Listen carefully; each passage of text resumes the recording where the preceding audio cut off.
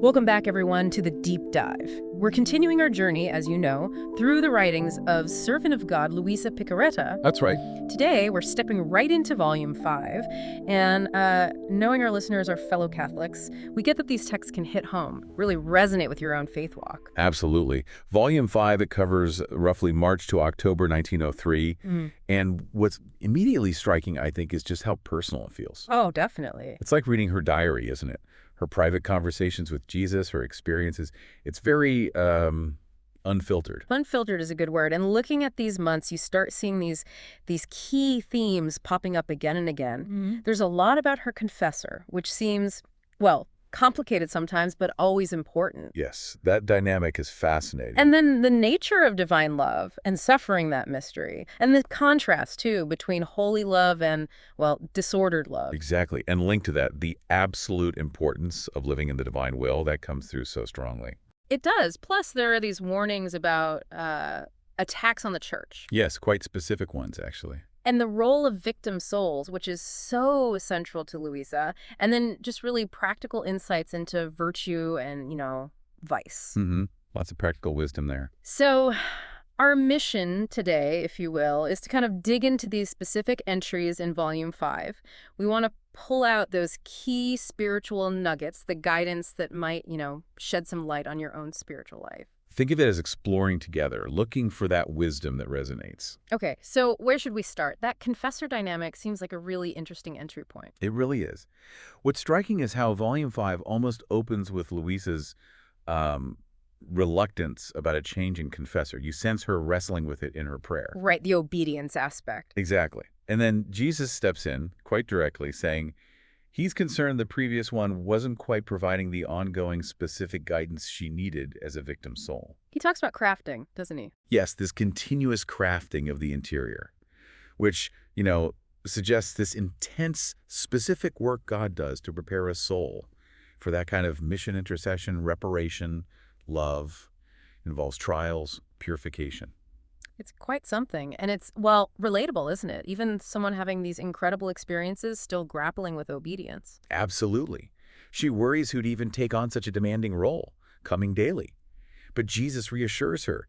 He'll provide the graces. He even mentions the Blessed Mother might need to step in. Wow. And this whole back and forth, the changes, the difficulties, just shows how God's plan unfolds even amidst our human messiness, Yeah, because she was initially happy with the old confessor, wasn't she? He'd made sacrifices for her. Right. And then the new one agrees, but disappears for a bit. It's very human. It is. But eventually it's the old confessor who sends the new one, Father Gennaro, because he recognized her needs. And Jesus' line after that, do not move things. I myself have disposed everything, just lands with such weight. And it all leads to that clarification on October 24th about obedience being the freeze of her state. The freeze, like the defining border. Kind of, yeah. Jesus is clear. He wouldn't accept her as a victim soul without total obedience to her director. So for you listening, it really underscores, well, the importance of spiritual direction and obedience in your faith life, even when it feels confusing or difficult. That's a great connection. Okay, let's shift gears a bit. What about divine love and suffering? That's such a profound theme here. It really is. On March 19th, Jesus gives this almost paradoxical explanation. He says, in divine suffering, one suffering would ignite the heart more to suffer another one. It sounds counterintuitive, doesn't it? Suffer more because you suffer? It does, initially. But the key, he explains, is the why. It's not suffering for suffering's sake. It's driven by seeing the fruit souls saved, God glorified. Ah, so he saw the good coming from it. Exactly. He saw nations redeemed in his wounds, his blood, and that vision brought joy and a desire to suffer more for that outcome. It's completely different from just enduring pain. So for us, maybe it's about reframing our own struggles, seeing them not just as burdens, but maybe chances to join Christ's work. Precisely. It can give them a whole new layer of meaning. Which ties into March 23rd, where he makes that sharp distinction between spiritual divine love and corporal or disordered love. Right. He says love is everything. It's life itself. But then stresses there are these two fundamentally different kinds of love. And disordered love, it can become an idol. That's what he implies. Elevating things like wealth, pleasure, any earthly attachment above God It can shape your whole life, lead you completely off track. It really makes you ask yourself, what's truly number one in my heart? What directs my life? Heavy stuff. And then October 18th connects true love directly with doing the will of the beloved. Yeah, true love is to live in the will of the other, even at the cost of sacrifice. So opposing God's will. He says it's like being his enemy. Wow, that's stark. It is. It shows love isn't just a feeling, it's commitment. It's actively choosing to align our will with his plan. And you also see that recurring idea, suffering plus joy equals participating in Christ's pains. Which brings us right back to the core idea, living in the divine will. Yes. And on March 24th, there's this incredible promise. Jesus says, if you want to be always in his will, you keep his very person inside you. You keep his person inside you. Yeah. And even if you slip up because we have free will, his power works this prodigy, constantly giving you a share in divine life. That's amazing. It's not just about following rules, it's about his presence within us. Exactly, a deep indwelling presence. And that participation gives you strength, pulls you back towards his will. And then later, October 16th, that beautiful image of the divine will is light. Oh, love that one. Nourishing the soul, turning even hardships, mortifications into nourishment of light. It really paints a picture of how aligning with God sustains us, eliminates things, even when life is tough. Yee. There's a flip side, isn't there? October 25th talks about wobbling back and forth. Right. That's a crucial point. Doing God's will one day, your own the next. Jesus says you'll never really get established in grace. It's like one step forward, one step back. So consistency is key. Wholehearted commitment. It seems so. And for you, our listener, wanting that deeper union with God, these passages really show both the incredible potential and the real challenge of living God's will day in, day out. Okay, another major theme that emerges is, well, the challenges facing the church. Jesus doesn't mince words. No, he doesn't. April 7th, he specifically mentions socialists plotting against the church in France and Italy. It's a stark reminder that the church has always faced opposition. And that spiritual battle is real, manifesting in different ways across history. It calls us to be aware, to pray. And then April 10th, that very strong imagery.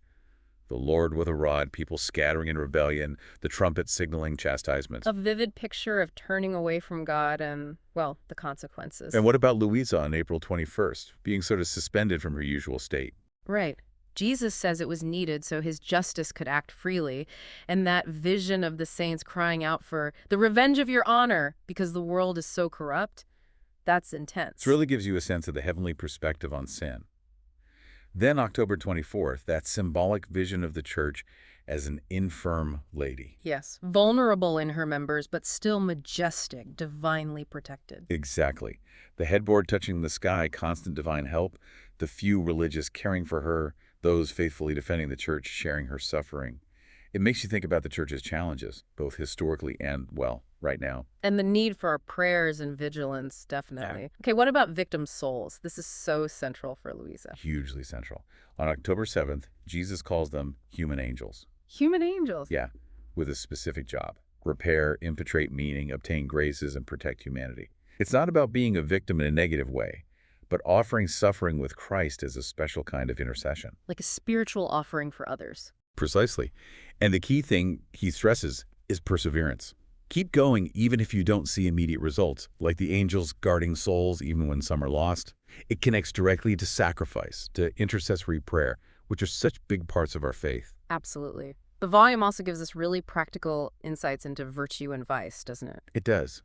May 11th, Jesus teaches that peace puts passions in their place, but the real triumph, doing everything for God. The upright intention, pleasing God alone. Yes, that pure intention, it sanctifies everything else, like a conductor keeping everything in tune spiritually. I like that analogy. And October 2nd, the rose bushes. Interior versus exterior soul. Oh, that's a beautiful one. The interior souls are like roses with petals turned inward, focused on their inner life with God. Their good actions then naturally flow outward, like a fragrance. Whereas the exterior souls focus on the outside show. Without that deep, the inner root. So their virtues are fragile. It really hammers home the need to nurture that inner relationship with God first. That's the foundation. Makes sense. And August 3rd talks about detachment, right? Stripping away self-love and natural things. Yes. The more we detach from those, the more space we make for the supernatural, for divine gifts for God's love itself. Leading naturally to union with Christ, another huge theme. Absolutely. October 2nd, again, Jesus talks about growing in his life like branches on the tree of his humanity when we stay united with him. A powerful image of being part of his mystical body. And October 3rd, he says he continues his life, not just in the Eucharist, but also in souls in his grace. Each of us has a part to play in his ongoing work. Wow. So we're actively participating. Actively. And the beauty of a soul in grace, he says on October 25th, it's so stunning, it captivates God himself, amazes the angels and saints. Incredible. What about the crowning of thorns? He unpacks that too, doesn't he? He does. On October 12th, it's multifaceted. The head uniting body and soul, yes, but also the thorn suffering, mortification being necessary for true glory, for dominion over our passions. So suffering isn't just pain, it's part of becoming who we're meant to be. In a way, yes. And the blood from his head binding our minds to know his sovereignty. Yeah. That's about the transformation his sacrifice brings to our very understanding. Okay, as we near the end of this section of Volume 5, there are some final, really potent insights. Yes, some real gems. June 30th, the Blessed Mother herself gives the key. Keep your inner gaze fixed on Jesus. That's the source of understanding, right action, satisfaction. Simple, but profound. Very profound. And July 3rd, that promise about death. Oh, that's remarkable. If a soul gives herself completely to him in life, he gives himself completely at death, possibly even skipping purgatory. That speaks volumes about total surrender, doesn't it? It really does. Radical surrender. And October 27th, the divine way of operating is purely out of love, for the Father and for us. Exactly. Beyond just obligation, acting solely from love. And then October 29th, he rewards the soul that reflects creation's purpose, knowing, loving, serving him with a foretaste of heaven right here on earth. A foretaste of heaven. And finally, dealing with doubts. October 30th. Vital teachings there, overcoming doubts, cultivating inner peace so God's grace can work. He uses that analogy of the sun hidden by clouds. Keep trusting, even in spiritual dryness. So wrapping up this look at Volume 5, wow, there's so much here that speaks directly to, well, to our spiritual lives. Absolutely. We've touched on obedience, divine love and suffering, living in the will, challenges to the church, victim souls. Pure intention, the interior life, our union with Christ, the meaning of his passion, and just solid advice from Jesus and Mary. It's incredibly rich. So maybe a final thought for you, our listener. As you reflect on all this, which insight, which theme really struck a chord with you right now? Yeah, what resonates most with where you are on your journey? And how might you take that insight about God's will, or maybe the church's challenges, and apply it more consciously in your relationship with God? We really hope you'll spend some more time with Volume 5 yourself. Let it soak in. Definitely worth revisiting. Yeah. And we're looking forward to continuing this exploration into the divine will next time. We are indeed. Thanks for joining us on The Deep Dive.